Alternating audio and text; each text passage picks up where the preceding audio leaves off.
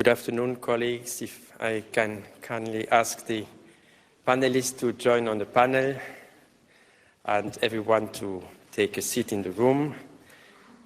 I like to wish you a very warm welcome this cold day in our cozy library reading room in the European Parliament, and a particular welcome to First Vice President Sabine Verheyen, who takes the time to be with us today despite pre-Christmas extremely busy agenda. We are going to discuss today the topic towards a European democracy shield in our digital world, the role of information integrity.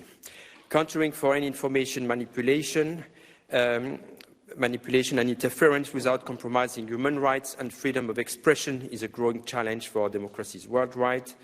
Building information integrity is part of the efforts to find sustainable solutions on a national, international, and multilateral level. This panel brings together senior experts and diplomats to discuss current efforts to build information integrity and look at the role of the European Union in this beginning new legislature. How can information integrity help strengthen the European democracy shield?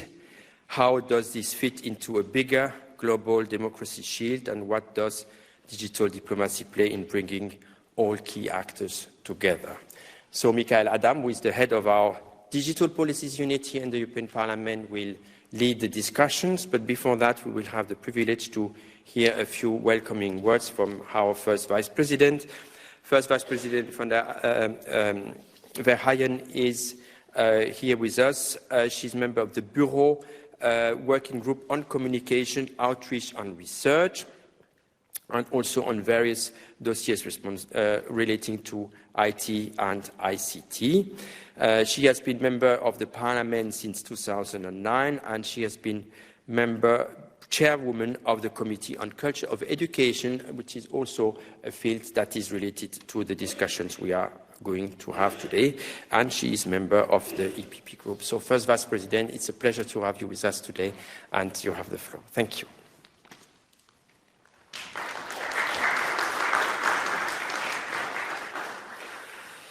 Dear ladies and gentlemen, dear colleagues from EPRS, dear specialists, and I'm very happy and delighted to speak here today at this roundtable discussion organized by the European Parliamentary Research Service, EPRS, focusing on a topic that affects us all.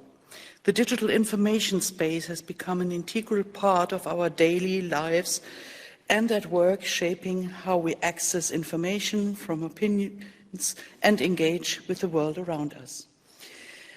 As someone responsible in the Bureau for overseeing developments in artificial intelligence in the European Parliament, together with Vice President Hojsík, I find this discussion especially pertinent. We must also ensure that AI is utilized effectively within the Parliament itself, whether for making documents more accessible, streamlining workflows, or enhancing the readability of our vast array of legislative text. By leveraging AI, we can simplify access to our collective knowledge base and make our work more efficient and impactful.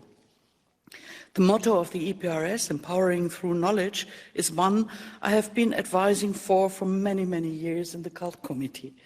In today's interconnected world, this also means empowering citizens to navigate the vast digital landscape, discern trustworthy information, and resist the flood of misinformation, biased opinions, and manipulated content that increasingly surrounds us.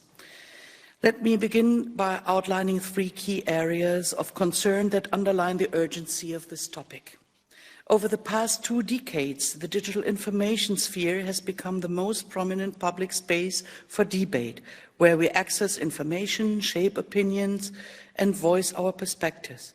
Platforms like Facebook, YouTube, and Twitter began with the promise of connecting people and fostering democratic dialogue. For younger generations, our digital natives, social media may feel like a given, and it's natural to gather input there. However, we have seen how this sphere, despite its potential, has also become a contested battleground for geostrategic manipulation. State and non-state actors alike exploit these platforms to manipulate the public opinion, interfere in elections, amplify diverse narratives, and undermine trust in democratic institutions.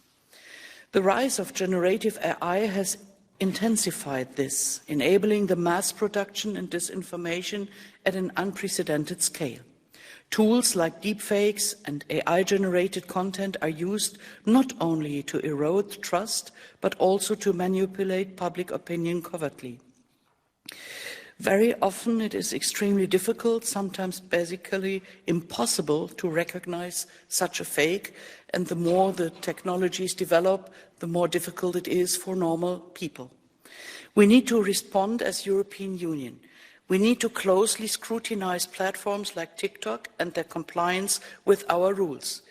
The Romanian presidential elections, in which fake accounts were used, probably by third countries, to amplify one candidate, were a shocking example of how much influence can be exerted through those platforms, and it has shown that the impact on our democracy is real. And I'm not talking about the Brexit and Cambridge Analytics and many other examples we had already also in the past, which shows how influential and manipulative algorithms and AI-based tools can be, and how they are a threat for our democracy. The amount of fake news has an impact on our democracy and significantly influences public trust in democracy. According to recent data, 67% of Europeans believe election results could be hacked. 40% are concerned about the misuse of AI in elections, including disinformation campaigns. 31% report feeling directly influenced by AI in their voting decisions. While there is no definitive evidence that AI has altered electoral outcomes, the perception of its disruptive potential is very real. This perception alone can weaken trust in democratic processes, creating fertile ground for disillusionment and apathy. Young people in particular are navigating a complex and often misleading digital landscape. The 2023 Eurobarometer Media and News Survey revealed that younger audiences rely heavily on social media or content shared by friends and messaging apps for news, as opposed to the official websites of trusted outlets and media players. We trust in these platforms in plummeting, with concerns over their impact on mental health and their role in spreading misinformation. Worryingly, some major platforms are scaling back their efforts to ensure content integrity and user safety, which stands in stark contrast to the EU's Digital Services Act. These actions undermine public trust and highlight the need for stricter enforcement and transparency. This is why we need to educate people on how to distinguish fake news from trustworthy content. Media competence is a big word we have in the last years, especially also in the Cult Committee, always in everything we discuss, because we need to foster and strengthen the competence of people, especially young people, to distinguish. We had big campaigns trying to counter fake news during the COVID-19 pandemic. Nevertheless, media and especially digital literacy have to become a priority in general, and we need to enable citizens to navigate the digital sphere. At the same time, we are working this topic from the policy side.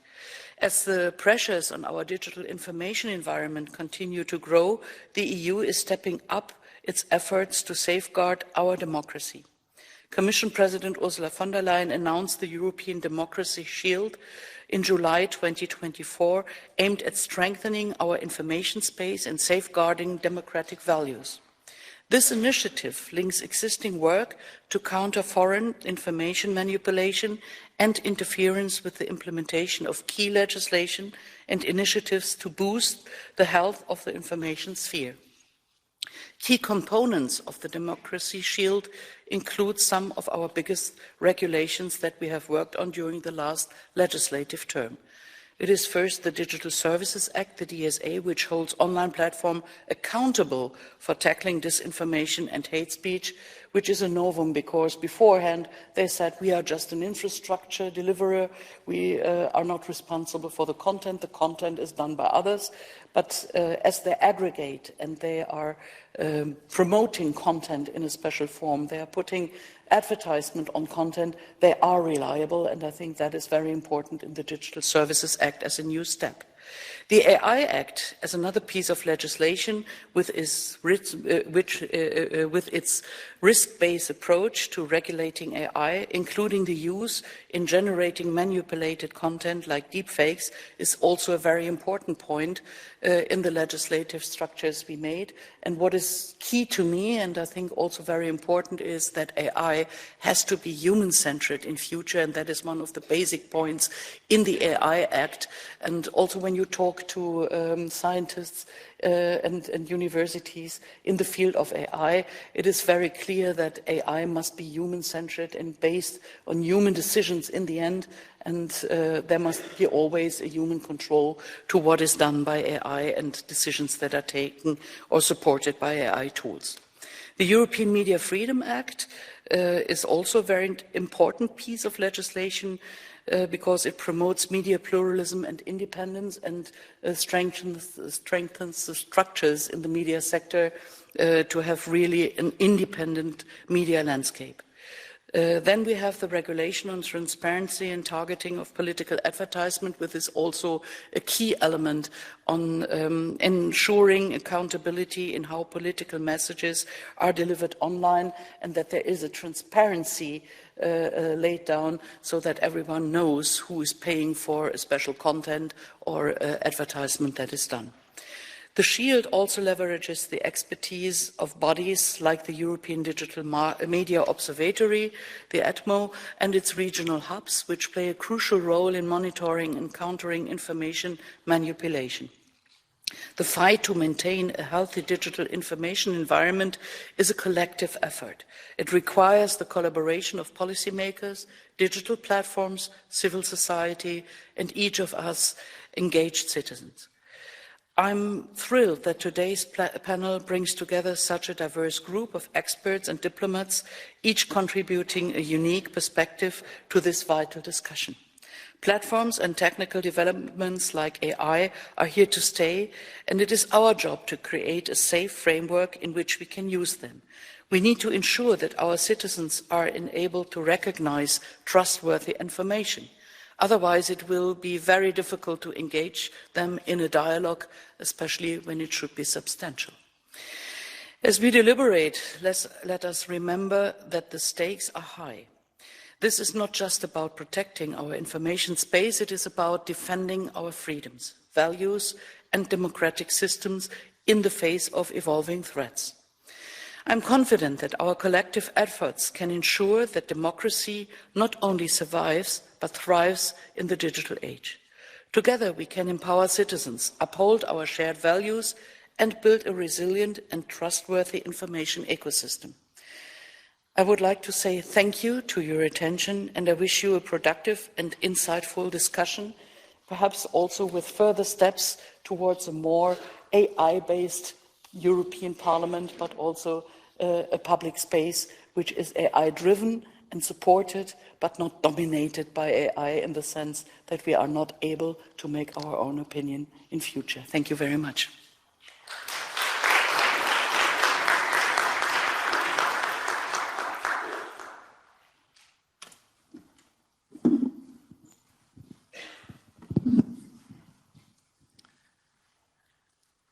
Thank you very much, First Vice President, for this introduction, which has already covered so many parts that we're going to discuss today a bit more in depth. Thank you very much. Welcome everyone to this EPRS roundtable. Special welcome to our panelists, who are all distinguished experts in the area of information integrity that we're discussing today. I would also like to say that at EPRS we've done a number of publications that are relevant for this topic. A few are displayed at the entrance of the event space. Also in the invitation there were a few mentioned, and you can find more on our blog, EP Think Tank EU, on the EPRS app, or on the EP think tank page of the European Parliament. So now let's come to our panel and let's start the discussion. And I will start with Arvin Gadgil. Arvin is director of the Global Policy Center for Governance at UNDP, the United Nations Development Programme. The UN has been a frontrunner in promoting the concept of information integrity in the multilateral system. Arvid, I have two questions for you. First, can you please run us through the UN approach to information integrity, the key achievements, key milestones, and also give us some insights into the practical hands-on experience from your work at the UNDP? And the second question, can you tell us how your work ties in with the work in particular of the OECD that we will hear about after, and the EU? Thank you so much for that, Michael, and thank you to EPRS for inviting for this conversation, which I think is, we'll have more and more of these conversations in the months and years to come, because, and this is perhaps, I'll start with one of my main messages here. There is no single solution to this issue. It's a very complex issue, which requires a very sophisticated approach. And thank you to the first Vice President for outlining, not least, some thoughts about where we need to go, but also I think establishing what we as non-EU actors see very clearly is that the EU has a definition power that goes beyond almost any other entity in the global system. So the way that you devise regulation, that you see the future, is going to impact on everyone else. And I think, for me, it's encouraging to hear that the leadership of the Parliament is this clear, that there is an ambition here to continue to take on that leadership, and that gives us comfort.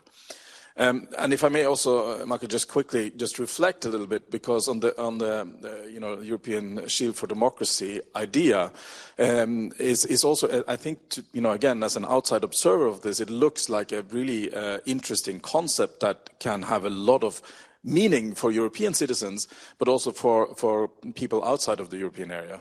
I do, wonder a little bit about the terminology, though. I mean, to what extent is a shield the right terminology to employ these days? And perhaps we can get into that a little bit more in the future.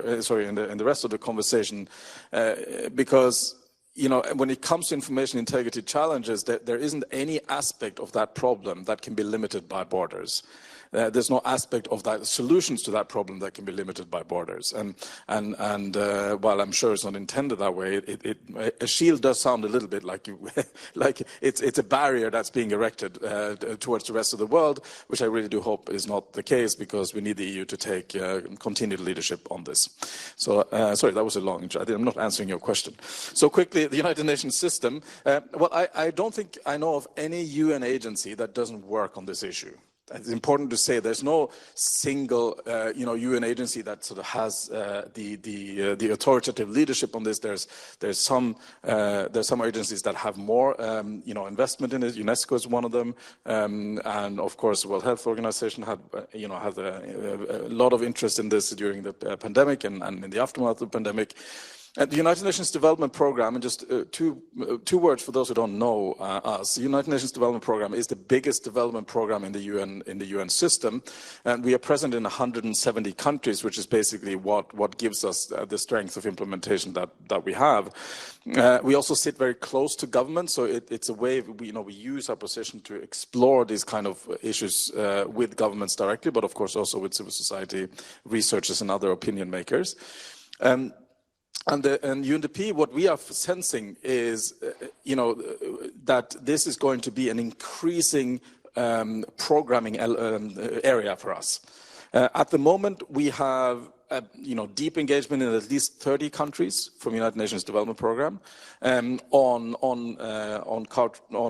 information integrity broadly in different strands, different subheadings, and I'm happy to talk about what sort of subheadings and solutions we are presenting to governments and stakeholders. But I think we see the outlines of a future where it's not 30 countries, it's all countries that are going to ask us for assistance in this. And it's important to say that much of the work we do so far on this, particularly on information integrity in election context, is supported by the European Union and the Commission. And it's allowed us, I think, to safeguard quite a few very specific election contexts. And the European leadership has been part of that, providing us the means to help, and of course the governments and countries in question the means to engage.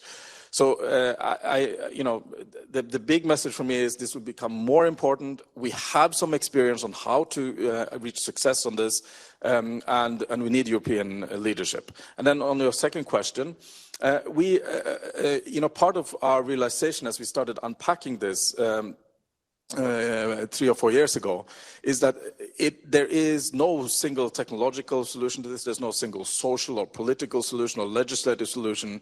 It has to be a whole of society response. Now, how do you create a whole of society response? Well, that is through what we call a multi-stakeholder engagement. And these are all, difficult words and terms that may not mean much to people.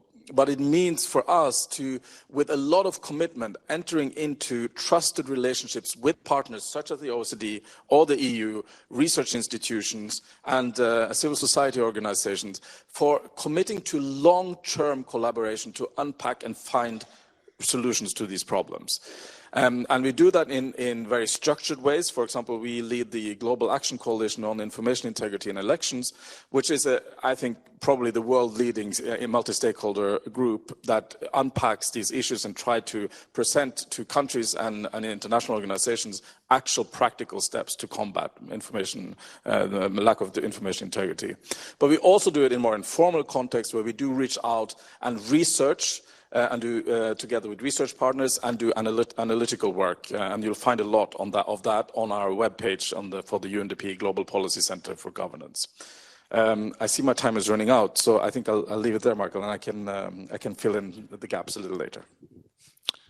Thank you very much, Arvin, for that first intervention that laid the ground for our discussion with the other members of the panel, and also to tell us a bit as the EU, how you see us from the outside. That is encouraging, but also is a responsibility for us. So it's very good you pointed that out. Thanks for your thought on the shield. I think that's an interesting discussion to have as well. So thank you for this first intervention. I'm sure we'll come back to a few of those points later. I'm now going to turn to Charles Beaubillon. Charles is head of the Information Integrity Team at the OECD, the Organization for Economic Cooperation and Development. Information integrity is a cornerstone of your work, of the work of the OECD Reinforcing Democracy Initiative that was launched in 2022. And your Information Integrity Hub is a key element in the broader focus of the OECD on challenges to democracy, the links between polarization, distrust in online spaces, and within democratic democracy, and vulnerabilities, of course, to foreign interference and disinformation. So, Charles, I have also two questions for you. First, what do you see as the key achievements and the key milestones ahead? And secondly, similarly to what I asked Arvin, how does your work on information integrity tie in with the work of the other organizations like, of course, the UN we heard about, but also we're very interested always to hear about the work that the EU is doing in the area. Thank you. Many thanks, Michael, for the kind introduction, and the EPRS for the invitation to this policy roundtable. I'm very pleased to be here with you. It's a great opportunity to share a few of the OECD insights on how to address the challenges that democracies are facing today in our turbulent geopolitical landscape. So if there's, I think, one lesson that we've learned over the recent years and even weeks is that we should never take democracy for granted. Upholding the values of democracy requires a constant attention, a continuous reflection, leveraging the inherent characteristic of democracy, its capacity to self-improve. So as the values of democracy, freedom of opinion and expression, rule of law, and upholding human rights, they lie at the core of the OECD, we started a few years back to reflect about the democratic disenchantment that we can witness in some ways, marked by an increased political polarization in our democracy, decreasing trust in public institutions, lower voter turnout in elections, and an increasing number of citizens even disassociating themselves with democratic processes. Across OECD, only 40% of citizens trust their government and public institutions. So that's why we launched this OECD Reinforcing Democracy initiative in 2022, launched in a ministerial meeting in Luxembourg, it aims to seek to the governance levers that policymakers can activate to reinforce democracy and rebuild trust in a public institution. And in this initiative, 2 of the 5 pillars are critical to our discussions today. One is around information integrity, or tackling mis and disinformation. And the second one, the third one, in fact, of the initiative is around building resilience to foreign interference. So I'll share a few insights. And on that, I think in this context, we really much welcome at the OECD the ambition of the Democracy Shield. We look very much forward to contributing, if we can, to shape it up. As we understand, it's an ongoing reflection within the new Commission and the Parliament as well. So on information integrity, OECD ministers established this, what we call the OECD Hub on information integrity, to share good practices on how to tackle disinformation, and more broadly reinforce information integrity. And that we define information integrity as the result of an information environment that promotes access to accurate, reliable, evidence-based, and plural information sources, and that enable individuals to be exposed to a variety of ideas, make informed choices, and better exercise their rights.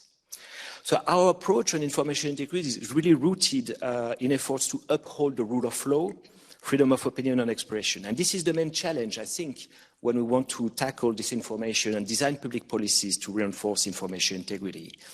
Identifying precisely what is the role of governments in supporting information integrity without creating ministries of truth or leading to censorship. This is critical. This is why we enlarged the focus to information integrity rather than just tackling mis and disinformation, taking a more comprehensive approach. So after 3 years of work and analysis, we have published this year in March a report called Facts, Not Fakes.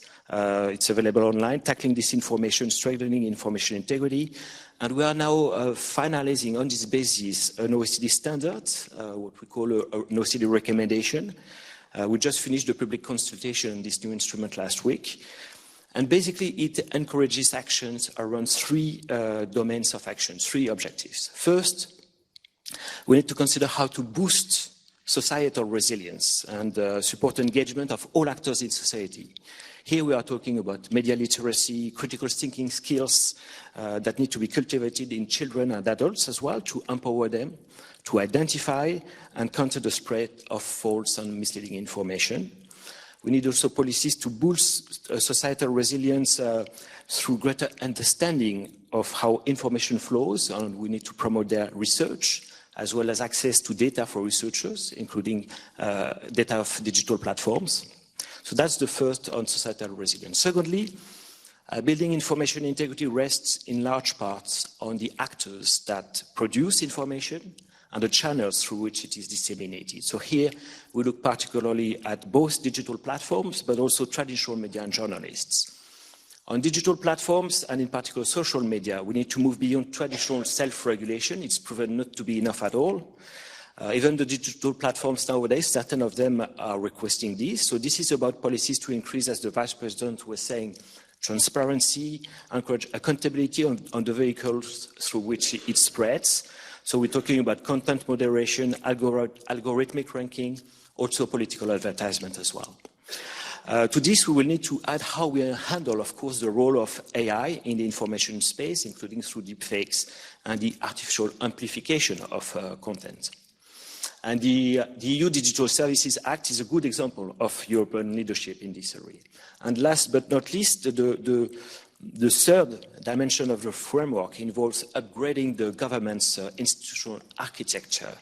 A complex challenge like disinformation needs to be addressed in a strategic manner, while national strategies for tackling disinformation remain the exception rather than the rule. It is encouraging that countries are now more and more taking this as an immediate priority. and starting to establish dedicated institutions. So how to design them is the third pillar of action. Doing it with the right checks and balances and democratic safeguards is fundamental. Vigilum, for instance, in France is a good example of that. So I'll stop here, but I'm happy to provide more details later on. Thank you very much, Charles. Many similarities and good to hear. I mean, so far we agree that we all need to work together in this area. Of course, to hear that the EU has a central role again should nurture our ambition to do it well. And I think the disengagement that you mentioned in the very beginning, yeah, that's a point I think that is worrying many of us as well. So thank you very much for that first run through. I will then come to you, Filip Jegorjewski, from the European External Action Service. You are head of Information Integrity Division at the EEAS. And the EEAS has been spearheading the EU's approach in that area. The EU's response to foreign information manipulation and interference, including disinformation, since 2015. For you, I also have two questions. First, how does your broader focus on information integrity help strengthen the European Democracy Shield that we've heard already about a few times from the other speakers? And second, how does the European Democracy Shield fit into the bigger picture of information integrity as exemplified by our panel today? Thank you. Thank you very much. Let me start with thanking you for the invitation here. I'm grateful to the European Parliamentary Research Service. Being here in this extremely bright room lets you forget that you're in a doomy, gloomy Brussels where sunshine is a rare thing. And I'm grateful to you for being here and sacrificing your lunch break. It takes a lot of courage and resilience, so thank you. Now, you asked about Democracy Shield and about information integrity. My title is actually much longer than information integrity. It starts with countering foreign information manipulation and interference. So it's a long title that doesn't fit on one side of a name card. You have to flip it, and there is a QR code, and then you have it all. But it shows the complexity of the issues that we deal with. We still lack proper definitions. We still lack proper understanding of the challenge. So let me start with the definition then. As boring as it may sound, I think it's important to know what the challenge to information integrity actually is. Is it misinformation, or is it disinformation, or is it fake news? I mean, what's the difference between all those terms? And it matters because if you don't know what you're dealing with, then you're a bit at loss.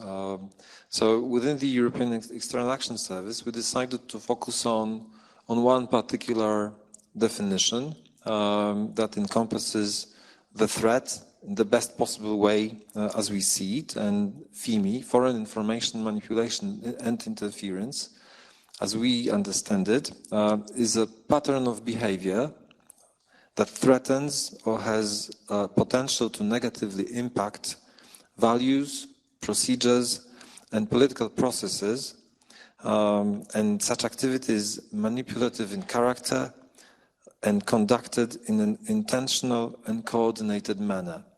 So what it means is that we are not trying to take part in a discussion which truth is more true. We don't care. I mean, we do, of course. We have our preferences, but this is not the fight. So it's not about who is more right. We are beyond that. We focus on the behaviors. So we don't focus on the narratives, we focus on the behaviors. And what does it mean, focusing on behaviors? It means we're trying to catch those threat actors in their act of manipulating our societies. And that's something that that makes it really easy for us to build coalitions, to get allies, because no one likes to be manipulated. And the basics, the foundation of our society is freedom. And without this freedom, democracy will just not work. And the second foundation, as I see it, is trust.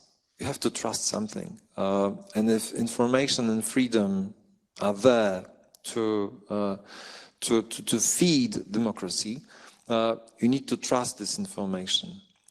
And that's the whole philosophical idea behind our approach to FIMI. And indeed, we started some 10 years ago, in 2015, when Russia attacked Ukraine and launched an offensive against Ukraine, Crimea. Russia started to, or well, we were more aware than before of Russia's attempts to manipulate information and to use information as a weapon to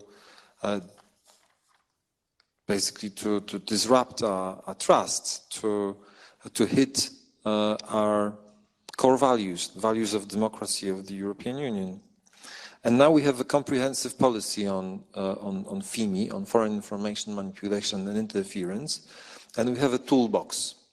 And this toolbox is an extremely useful way for us to map potential responses that are not limited only to countering narratives. So when we see a fake news or we see concrete examples of disinformation, that's not the only way for us to respond only with things like that's not true. We have the whole way of dealing with that, starting with situational awareness. So we have to understand what we are talking about, and we have to make people aware that it's an actual threat, that information threats are real. Then we have resilience building. Then we have disruption and regulation. And it was already mentioned, the whole, again, toolbox, legislative toolbox that we have at hand with DSA to start with. And disruption, sanctions, that's a good example. We sanctioned RT and we made sure that it's not available to spread disinformation in Europe. And then we have international cooperation that we develop as the European External Action Service through different networks, through Rapid Alert System, which is a network that brings together all the 27 member states, or G7, where we are an active part and where we contribute to the rapid reaction mechanism. So from the content to the behavior, that's the key way of looking at disinformation and FIMI. And then from safety to security, we need to develop a holistic focus. This was already mentioned, and we speak about an all-of-society approach to the problem. And that means that we want all hands on deck, not only governments, not only diplomatic services, but also the civil society, NGOs, but also tech companies. It's something that needs to mobilize. This fight needs to mobilize the whole of society, and we need to be strategic about it. To end, let me give you some thoughts about how the European External Action Service, so the diplomatic service of the European Union, can contribute to the new flagship project of Ursula von der Leyen, the Democracy Shield. But a comment on that. Is this shield a barrier? or not? To me, it's not. We just can't be naive, and that's the starting point. And when we start with this situational awareness, and if we are not naive and we know that we are under attack, then this barrier, this shield, is not a barrier. It's a tool for us to protect what we believe in, to protect democracy. Now, as the European External Action Service, we think that we have a lot to contribute to the shield, and in order to structure it a bit, we are thinking of our role in terms of 4 concentric circles. So starting with the core, the center, the EU at its core. We see our role as the EAS in reinforcing EU internal defense against FIMI. And by that I mean we need to work with our partners, with the 27 member states, giving them tools to address the challenge. And that's methodology. That's the common definition. That's a network that will allow us to exchange information real time. Then the second circle is reinforcing EU external defense against FIMI, mobilizing EU external presence. And we have a network of 145 delegations around the world and 24 CSDP missions and operations. That's a huge network. And FIMI as a threat, it's not happening only in Europe. We are a global political organization as the European Union. So our interests are hit also, attacked in Africa, in Latin America, in Asia. That's the real battlefield. And we have our presence there. So we need to make sure that our delegations, our missions, our operations are equipped with tools to detect and to respond to attacks. That's the second concentric circle. The third one is building resilience in the regions closest to the European Union, because this is something that really matters to us. We need to make sure that our immediate neighborhood is well protected. And that's the East, South, Western Balkans and Sub-Saharan Africa. We have 4 task forces within the EAS dealing with those 4 regions as the first line of defense. And then the 4th level is tackling FIMI as a global threat, and that's our cooperation with global partners such as G7 rapid reaction mechanism. And to end, we are in the most democratic place in Brussels, in the European Parliament. This information space is key to the functioning of democracy. So protecting information integrity is only possible if you know the threat, if you're aware of what's coming in terms of attacks. So we need to be as sophisticated in our responses as our adversaries are, as simply as that. And I think it's increasing. And hearing Vice President Verheyen now talking about FIMI and integrating the whole philosophy of having responses to FIMI, it gives me hope. So thank you very much. Thank you very much, Philipp, for telling us about your work on the ground, also for the definitions. Definitions are very important about this topic. Also, Charles shared with us his definition of information integrity. So that's very important when we discuss these things. You also mentioned the tech companies as one of the important stakeholders, and that brings me to you, Simep Sheikh. Simep is the acting deputy tech ambassador of Denmark, and as many of you probably know, Denmark was the first country to appoint a tech ambassador to Silicon Valley, and you're working together with partners, including the tech companies, on initiatives that make tech work for democracy and not against it. So that's, of course, a very challenging task, but a very important task. And I would like to ask you, Simep, what role does digital diplomacy play in bringing together all the key actors to strengthen information integrity? And second, which priorities do you foresee under the Danish upcoming presidency in the Council of the EU in the context of information integrity and the European Democracy Shield? Thank you very much, and thank you very much for the invitation to come here today and explain a bit about what we are doing in Denmark in tech diplomacy on information integrity. Through our tech diplomacy, Denmark is committed to working with governments, industry leaders, academia and civil society globally with our multi-stakeholder approach in pursuit of a positive vision for the development and the use of technology. Technology is something that is everywhere in our daily life, and we see there's a lot of challenges with new technologies, but also a lot of new opportunities. We wish to promote a responsible, ethical, equitable, safe and inclusive technological future. That is why, as you mentioned, we were the first nation in the world to appoint a tech ambassador.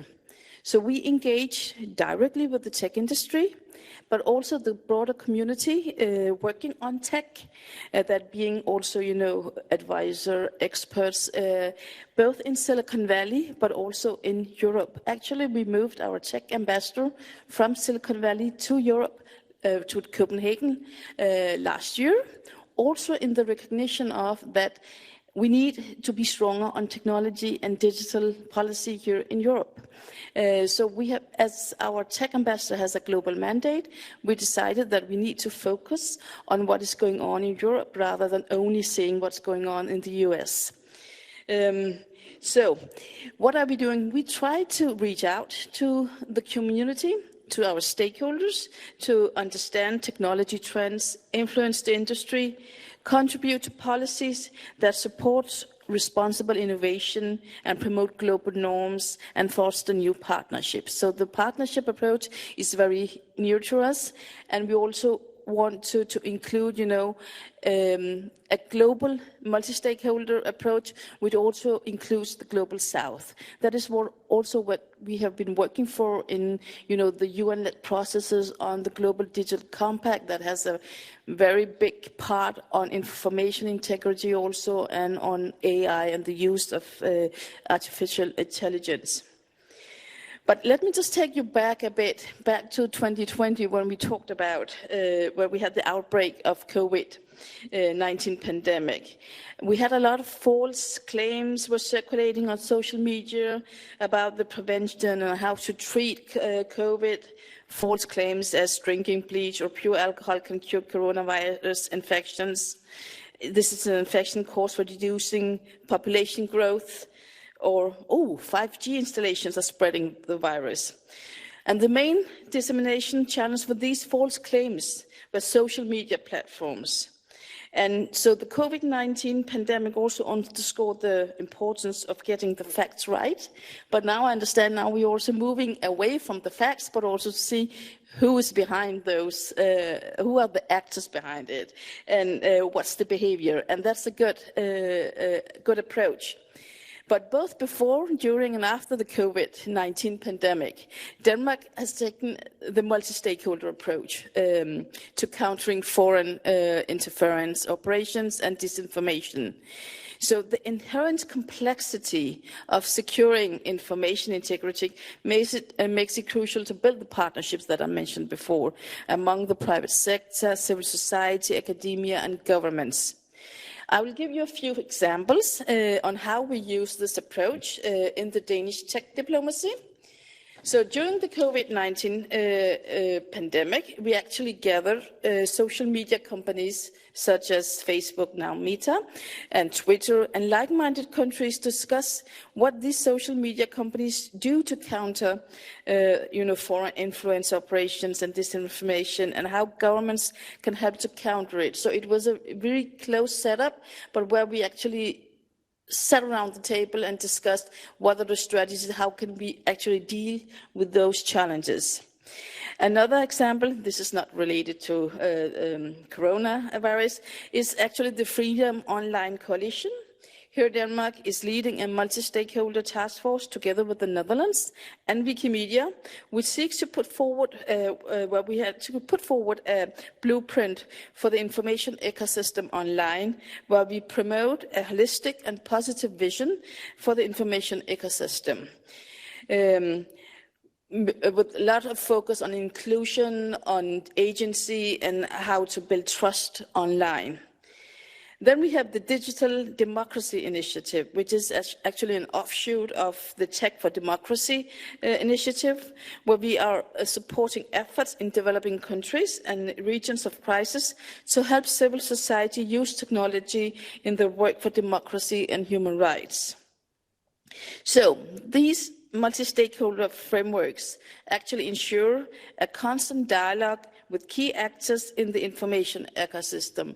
And it also allows us, when we have these big multilateral conferences, that we have a good network where we can build, partnership and make sure that we deliver some of the messaging that are in common, where we find a common ground on those issues. We are concerned about the erosion of information integrity, which is actually accelerated by AI. We see it as hate speech, harassment, cyberbullying, but we also need to see which role is AI actually playing in this. How can we make sure that what are facts and what is fear? We need a positive vision also how to use AI on our information online ecosystem. So and also we aim to contribute to the responsible development and use of new technologies in AI, and then we insist that tech companies also assume greater social responsibility on this, in line with the immense influence that they actually wield over society. So as mentioned before, we need to work together across the ecosystem, and actually, I think one of the finest tasks for tech ambassadors, and now Denmark is not the only one having a tech ambassador any longer, it's also to bridge and elevate the knowledge that are out there among the civil society and the academia. So we can collectively build an information ecosystem that is trustworthy, inclusive, diverse, and which empowers users and citizens to be part of society. Going to your second question about our EU priorities, information integrity will be a high priority for Denmark during our presidency. And since 2015, the EU has taken important steps to counter foreign interference and manipulation. We think more can be done. And in our EU presidency priorities, we have three main, working areas. The first one is actually to strengthen collaboration with the private sector to counter foreign information manipulation and interference, but also looking at the use of especially artificial intelligence. So we will have a special focus on AI in FIMI. We will also work to enhance the EU's resilience to hybrid threats, particularly regarding critical infrastructure. And we will also work to increase deterrence against hybrid threats through existing and new sanction regimes. And looking at, is it possible to use the toolbox, the sanction toolbox, in a thematic rather than solely geographical manner.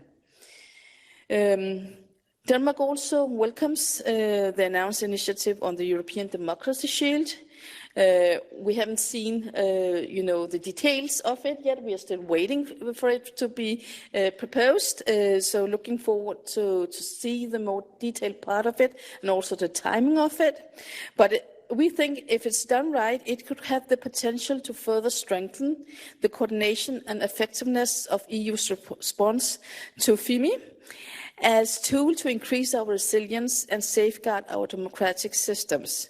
However, we also find it's important that it supplements and not duplicate existing instruments. Thank you.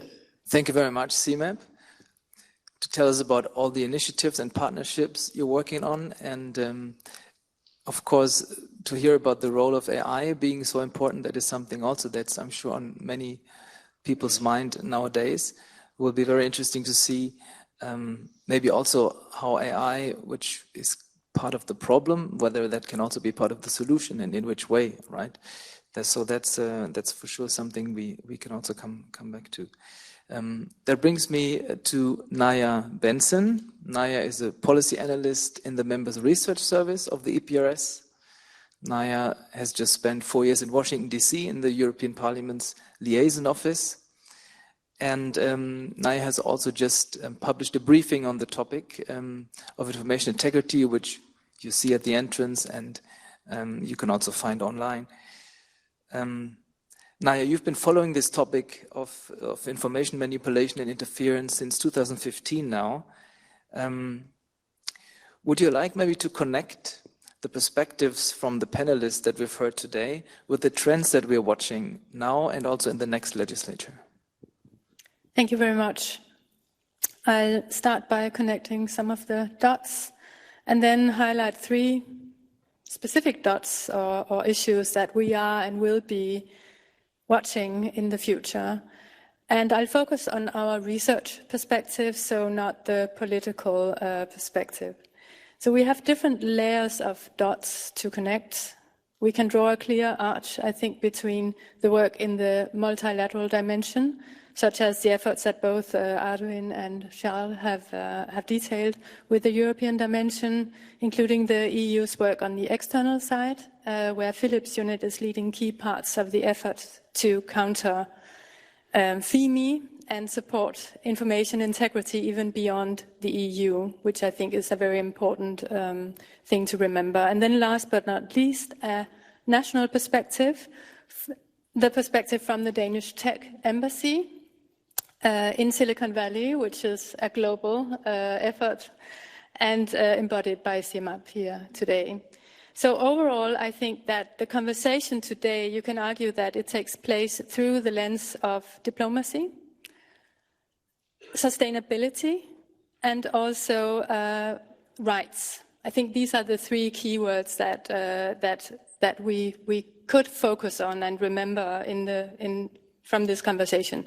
So the focus on diplomacy allows me to extend the arch of our discussion to corporate diplomacy. And that takes me to the first issue, namely the stakeholders.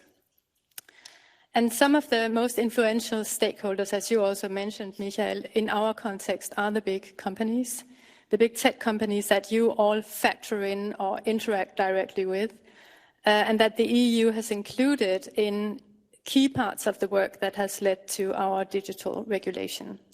And the very large online platforms and search engines with more than 45 million users in the EU, in many respects, hold more power and more geopolitical and even geostrategic influence than most nation states. There is a certain asymmetry in terms of economic firepower.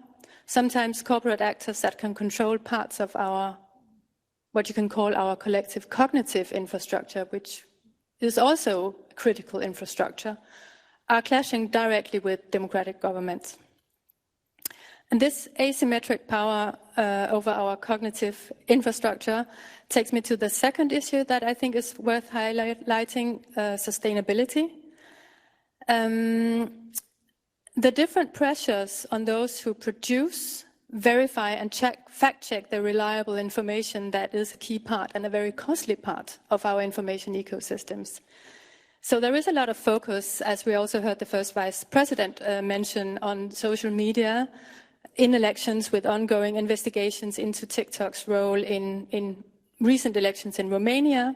And the Commission is going to make a statement actually next week in Strasbourg on this in the Parliament in just 1 week from now.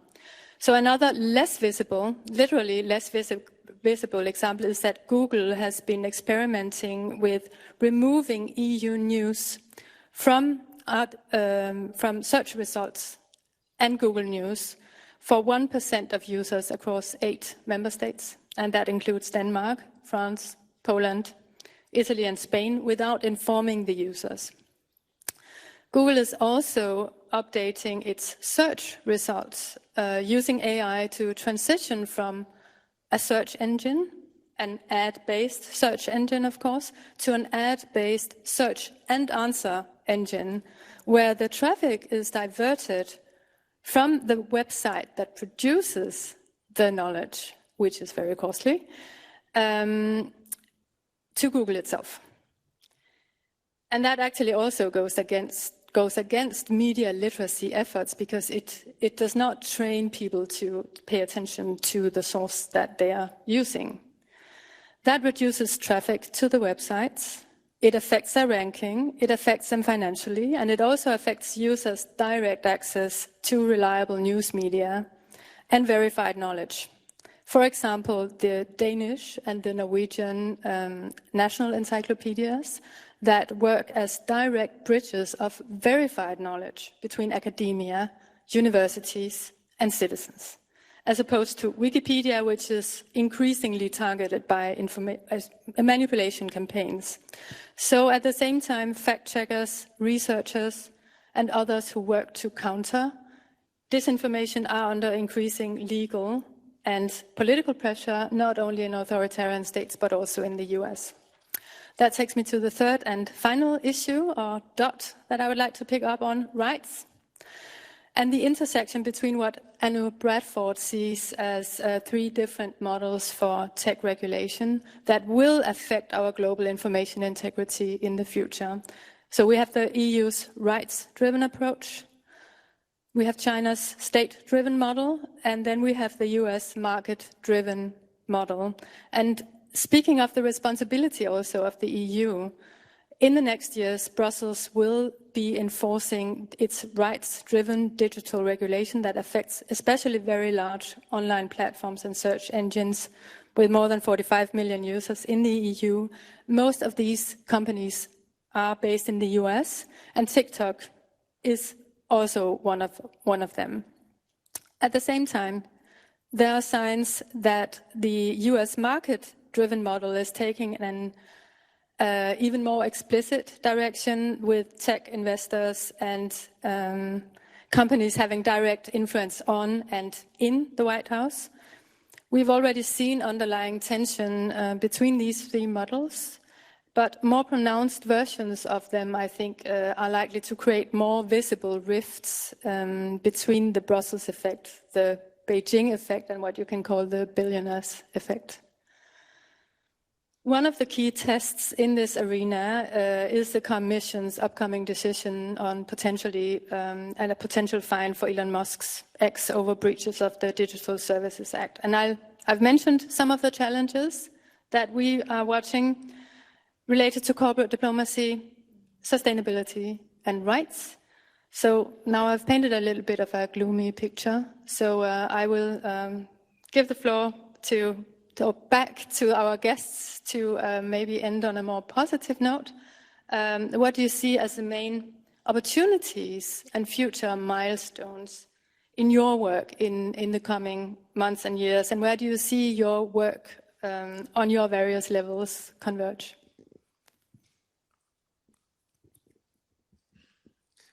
Who wants to start? I can have a go. Thanks so much for that. I mean, it's interesting to hear the breadth of engagement throughout the panel, and I also think you pointing to some incredibly important touch points. Let me just a couple of reflections. One is I came across a little bit, what we call not very elegant. My point was not to criticize the shield, the European Democracy Shield. I do have freedom of expression, at least to a certain extent, as a UN employee. But I do, there is a challenge in there, which I think, there's a lot of very good answers to, how to connect this effort with a global understanding and let's call it consciousness. Not conscience, but consciousness, understanding how these systems are inherently global in nature and how these are networked and systems that drive incentives. And also just to say that it is really important that the EU does this, that we move away from reactive policy making to preventive policy making. So I think for me that's the most where we would we would be looking for real progress in this initiative, and I think it's really promising that this initiative is now being launched. Now I also just need to say to Sima, because it's I didn't say that, but I did reference the Global Action Coalition on Information Integrity in Elections, which was kicked off by Denmark. An incredibly important initiative that today I think constitutes the most important multi-stakeholder group that develops an understanding of what sort of challenges are there in election context, and that's thanks to Denmark's initiative.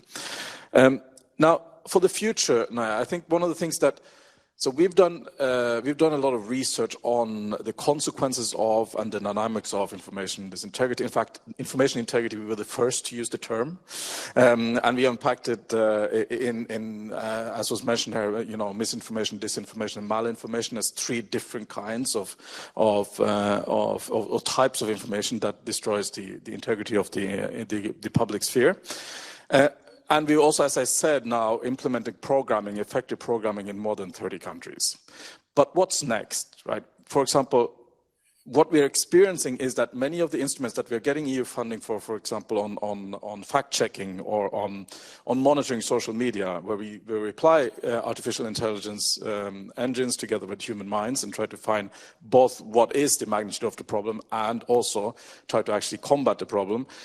We're realizing that while they are important, they're not necessarily important as, let's say, the primary defense capability, to use a shield sort of type rhetoric, but it's important to provide a conversation.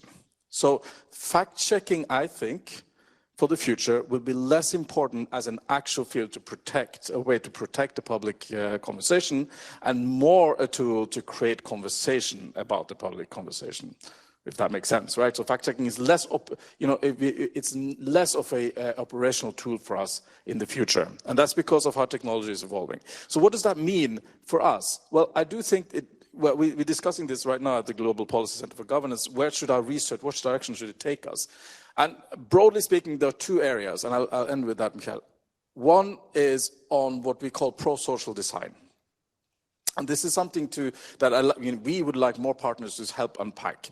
Is it possible to envision pro-social tech design, so tech design that is explicitly and implicitly geared towards pro-social outcomes? And to what extent are you able to regulate in that direction, so that innovative forces in this business have to take into account pro-social goals and aims? I think it's one example of that is it possible to find ways of technological solutions that doesn't amplify polarization but reduce polarization? And in fact, there are many tests going on now in the business. I'm sure you know Sima as well, and being in contact with the business on the platforms, of how to actually change the algorithms to make them de-amplify polarizing views. So how do we get there? So that's one area. The second area, which I think is super interesting, is understanding, because I unfortunately think that this idea that there's an outside threat that is threatening us, and it's a grand design that is out there to get us, it's not right. It's a much more complex and sophisticated web of incentives and systems of interests that needs unpacking. Because if our diagnosis is only based on this idea that there is an outside evil, or there is and it's very well organized and politically motivated and all of that, I think we'll miss the mark. Yes, some of that is true. But we also know that there are much more intertwined interests, even with domestic interests in a European context, or interests that you wouldn't even think would be related. So a second sort of strand of exploration would be the system dynamics understanding of how the incentives that drive this information integrity is coming into place, and what are the effective policy options to counter that, to find those positive feedback loops that allows our policy to be effective and impactful at the first instance. So, thank you. Thank you very much, Arvin. For the other panelists, any views on that, on the outlook in your work, maybe also on the, let's say, more encouraging projects, ideas, concepts that you see evolving? Also, if you want to comment, if you would like to comment on what you've heard from other panelists earlier, this is also the occasion to do so now. I see. If I may, I wanted to please. react to several persons in the panel mentioned artificial intelligence and particularly deepfakes. But it is true also that there are a lot of potential with artificial intelligence to reinforce information integrity. On the downside, I mean, everyone talks about deepfakes, video, audio, or text. Audio is very important. It's not only video. But there are also a lot of other risks related to AI and information integrity, on behaviors as well. You can have much more realistic fake profiles that are automatically animated so that they are below the detection thresholds that have been set up in recent years. You can have micro-targeting, so everyone receives much more convincing disinformation. You can more easily translate disinformation campaigns from one platform to another and so on. So there are many different risks related to artificial intelligence. Not to mention hallucination, which is not intentional, and also the integrity of science can be a concern as well. But there are also a lot of solutions, and I think in terms of milestone, there will be the AI Action Summit hosted by France in February, which is really focusing a lot on solutions, and there are many. I mean, AI can have a positive role to detect patterns of disinformation campaigns, so that perhaps you can more easily detect and even warn about them more earlier. You can have also digital media literacy programs that use artificial intelligence. You can use artificial intelligence for public communication efforts to debunk or pre-bank. So there are a lot of potential, and I think it's an important point to keep in mind. And lastly, I wanted also to say something around partnership. I mean, your first question, which I did not so much responded to. I think that, yes, ultimately, if we want to defend the democratic model of governance, it's critical that democracies join forces together. And here I'm talking, of course, about the EU, I mean, through the OECD as well, and the broader democracies across the world. But I think also on information integrity, it's a problem that faces all countries, all nations, all society. And it's critical to go global and partner also with the UN. And on the European Parliament, I think what is particularly interesting in terms of role, I mean, of course, the EU has been quite advanced in those areas with the DSA in particular and other tools that were mentioned by the Vice President. But I think also it's an area that is fast evolving, fast moving. It's very important that countries learn lessons from those new instruments that they are establishing. We don't know if it's exactly the right solution. So I think the Parliament, in terms of its evaluation role, it will be critical to evaluate those new policies, to maybe adjust them as the information landscape will continue to evolve with technology progress. These were my 2 points I wanted to react to. Thank you very much, Charles. Then, and also CMAP and Philippe, who would like to come in. If you can try to be relatively brief, so we have a bit of time for the discussion still afterwards. Would like to start? Two thoughts. One on manipulation and one on interference. On manipulation, I think that as much as the societies don't like to be manipulated, also the tech companies have high stakes there because it's about their credibility. If they lose it, then people will not buy it. People will not interact with products that they don't trust. So they lose money, as simply as that. So I see hope there, just trying to respond to your call for being hopeful. I see hope in this societal change where we'll need the companies, the tech companies, the platforms to provide service that is based on trust and on credibility.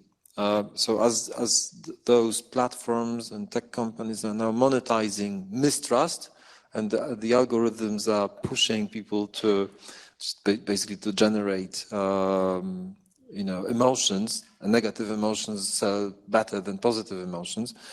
I really hope that at some point those tech companies and platforms will need to turn things around and monetize the fact that trust is needed. So that's the first thing on manipulation. And on interference, I see us moving now, when we talk about disinformation in FIMI, from pure communication, because this is how it started. Communication, strategic communication, Stratcom. And we're moving now in this nexus to security and policy. And again, that's good, because we are aware that information has been weaponized by our adversaries. So once we know it, we are better equipped to address it. And this is what we do with the Democracy Shield. Thank you, Philip. Seema, please. Thank you. Thank you. Two points from my side as well. I like your point on the role of the tech industry and their own responsibility. They have this reputational cost also to think about. But we also experience in Silicon Valley, especially, that there is a very big trust and safety community, both within the companies, that they have big departments working on trust and safety, but also outside, people that have previously worked in those big tech companies that are not satisfied with the way things are going, and then function as a civil society representative or a voice in Silicon Valley on trust and safety. And I think we should really engage with those people to get insights of what are the business models, what are the concerns, and how can we counter that. A second thing is also that you talked about, the fragmentation or the polarization within our countries in Europe. So maybe we should start also thinking about a DMI, a domestic information manipulation and interference, rather than only the FIMI part. So that was the 2 points that I just had. I also think that we should, again, if we have to talk about the positive vision, that we must not only think about what we want to take down or what we want to remove, block or erase, but also what we want to build, enhance, inspire and nurture on the internet. And, there are some very important multilateral events coming up, and also in Riyadh next week at the Internet Governance Forum, where we are going to discuss the future of the internet. And then we have the Visit Plus 20 also next year coming up, where we need also to use those platforms to deliver the messages that we want from a European side, and also to engage with the global majority on this. So we find our partners, and we are not talking alone in Europe, but also talking with our partners outside Europe. Thank you very much. Excellent closing words for this part of our event. It's not over yet. Now it's time for questions. So I would just remind everyone, if you have a question, please state your name and your affiliation first, and then your question, and please focus on questions rather than statements. So we had a few questions from the room.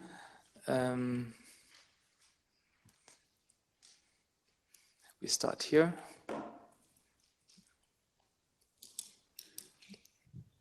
Does this work? Yes. Hi, I'm Susana Dragomir. I'm a researcher on disinformation from Romania. And I came here to tell you something important. There is no time. And we failed, and you failed, and I failed as a researcher, and everyone failed. And I have some questions for you, and I want you to answer each one of them. Maybe two. EDMO had organizations affiliated in Romania. We had the guideline for elections published in March 2024. No one did anything. What happened with the EDMO partners in Romania during these elections? I want your answers on that.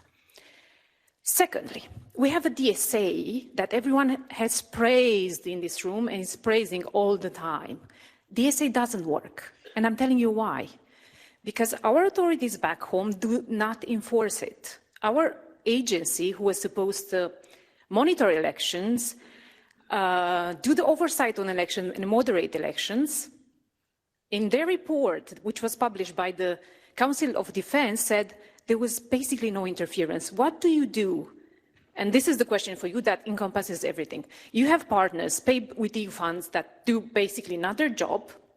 Then you have, and the job was done by a private company in Denmark called Check something, together with journalists. So you had a private company, Finnish company, a cybersecurity company, which was working together with journalists to unveil all these links to Russia. So actually, the partners did their jobs, not the internal partners. How do we operate in such a system? Me, as a researcher, I'm overwhelmed by what happens. We have been threatened. We have been operating in a very hostile environment. What do you do when your internal institutions also cooperate with external institutions? Thank you. Thank you very much. I noted a few questions in that one. We collected 3 questions from the room. Who was next? Here. Yeah. I think. No, we had a question over there first. No. Sorry.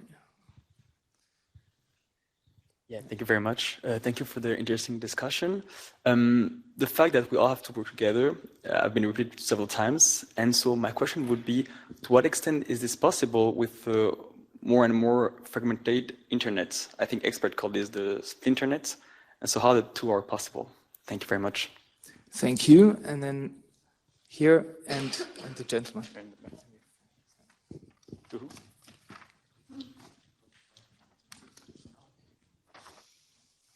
Thanks very much. Pascal Schonert, Director of the Authority for European Political Parties. So Mr. Zhegorzhevsky had this nice naval metaphor, all hands on deck. So I'll try to bring you a perspective also from the machine room up to the deck. We have, in the preparations of the European elections, had a lot of interaction with excellent expert communities like here represented. What I can say are 2 things. First, indeed, the problem is real. It's here, it's now, it's not only abroad, it's not only foreign, Ambassador Sheikh, it's also domestic. We have out of 10 European political parties that we supervise, 6 that reported during the European elections cyber-enabled interferences that either directly or indirectly affected them. So what we tried to do is to bring together the experts in electoral integrity in advance so that people know who to call when something happens, when something gets noticed. And did an exercise with the Helsinki Center of Excellence on hybrid threats. The interesting takeaway that I had in that, and it's a metaphor, an example I like to use in these types of conversations, is that some of the colleagues that came from expert communities working on foreign interference or on financial interference, or on cyber-enabled interference from the very same member states didn't know each other. So they met here. And the question that I have for you is, how do we overcome these silos? Thanks very much. Thank you. And then we skipped you before, so the gentleman here.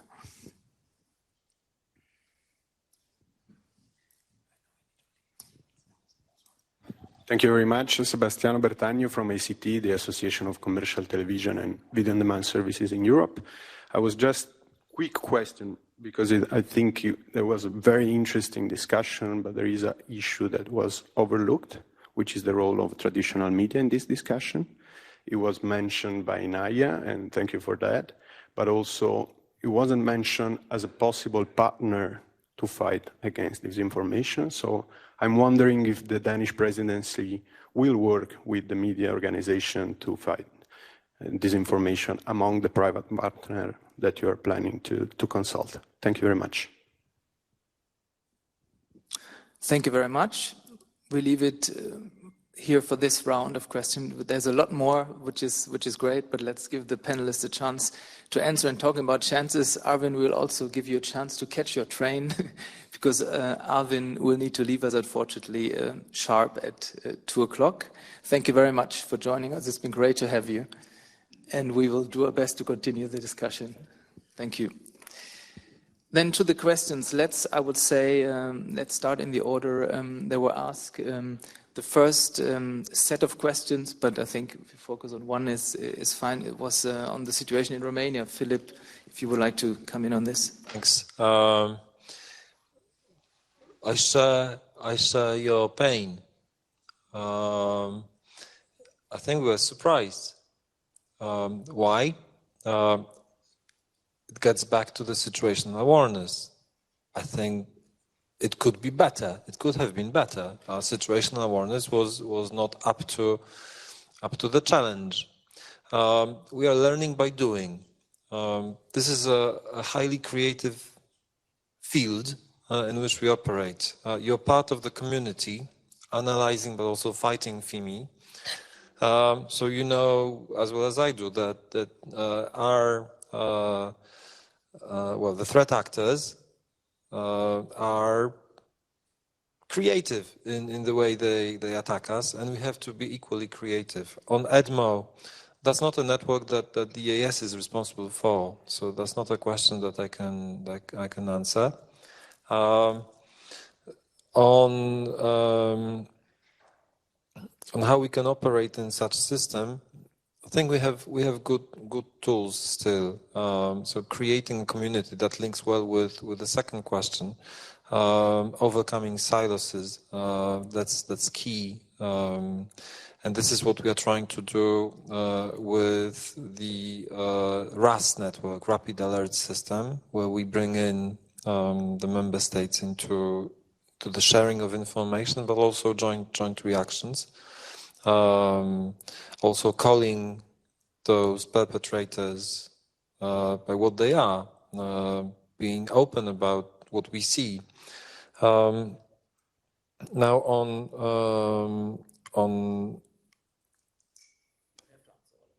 but I'm happy to answer the question that links FIMI and DIMI, so foreign versus domestic. Well, we find it much safer to focus on FIMI, on foreign information manipulation interference, because it's difficult to find in any room someone who would say, I like it. I like being manipulated from abroad. So it's easier to build consensus and to bring people in. And that's why this approach works. But the good thing about this approach is also the fact that when you have domestic actors that are active on disinformation, they might be useful idiots. They might be passionate about a topic and simply disinforming because it's, their personal mission. But the experience shows that quite often these people are then picked up by foreign actors and used. So DIMI becomes FIMI, and it allows us to address it in the same way as we do with FIMI, being loyal to our own methodology. So it still works. So sticking to the methodology that we have at place, I think is the best way for us to deal with the challenge. I'll leave you with Thank you very much. The question about the next presidency. Yeah. Yes, we will of course take forward any proposal that lands on our table during our presidency. We are just right now waiting, the new Commission's timelines and their work program. But I can assure you that if it's something that lands on our table, we will take it forward on information integrity and the democracy shield. I just also wanted to close off with a final remark. I know that the time is running, saying, 2024 was, an election year, and that's something that we had focused on from the beginning of, having very much focus on the big elections. Maybe we failed in having a focus on the smaller elections than what we are seeing in the recent, weeks and so forth. But yeah, and we should learn from what has happened, and we should also, of course, build on the takeaways and see how has the actors actually used the different tools, and has AI been used in these different election in an inappropriate way, and what can we learn from it, and how can we also use artificial intelligence as a tool to counter that, because I think you can use artificial intelligence very much also to go against adversaries and the threat actors. Thank you. Thank you very much, CMAP. And Charles, you have, I give you my mic, and you have a few comments on questions 2, 3, and 4. Yes, and perhaps on one also on Romania, I think also it touches upon a very important point that we don't talk too much about. I mean, we talk a lot about the policies, the regulation, what to do, but we don't talk too much about the capacities that governments should put in place and the public administration to be able to detect, to respond. And that leads to the question about silos. I mean, if we think about information integrity, you need some entities that will have the capacities like the EPRS has. You need some entities that are able to regulate digital. You need some entities that can regulate and support media. You need some entities, for instance, ministries of education that design some education program and so on. And you need to put all that together in a coherent strategy on information integrity. That's what sometimes is missing. And that's exactly the same on foreign interference, because as you rightly pointed out, there are so many channels of interference. How, if you are good at tackling FIMI, but bad in terms of elite capture by foreign powers, at the end of the day, you lose. So you need also a comprehensive approach across all the channels of interference, and that's just gradually starting up. And lastly, on media, of course, media and journalists, they are critical to this whole debate. They are the key actors through which information is produced, and they suffer quite significantly presently from the economic incentives linked to the digitalization.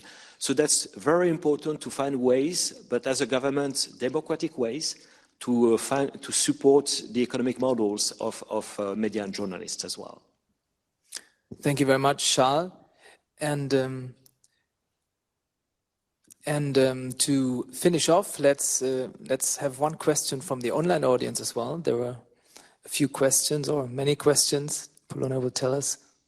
There were around 40 participants online. Some unfortunately already left. I have a question here that relates very well to what you just said, from Fausto Matos, policy advisor to the EPP group. I will go directly to the question. It's to Mr. Gorzewski, because you were talking about a lot what you will do in the future, but he would like to say specifically, as the Romanian elections show, misinformation, foreign interference are often the result of interplay between tech companies and tech countries. How the EAS is today cooperating with DG Connect? In a nutshell, it's the closest possible partnership that you can imagine. We are nothing without DG Connect. DG Connect benefits from the things that we do, from the situational awareness and the analysis that we have of the field. So it's working really, really well. Thank you very much, Philip. Thanks to all the panelists again for the great interventions. We had a really, really good discussion. Thanks to all of you for coming. Thanks for everybody who joined online. And please be back with us on the 16th of January. We have the 10 issues to watch in 2025 in the same room. And we look forward to seeing all of you then again. Goodbye.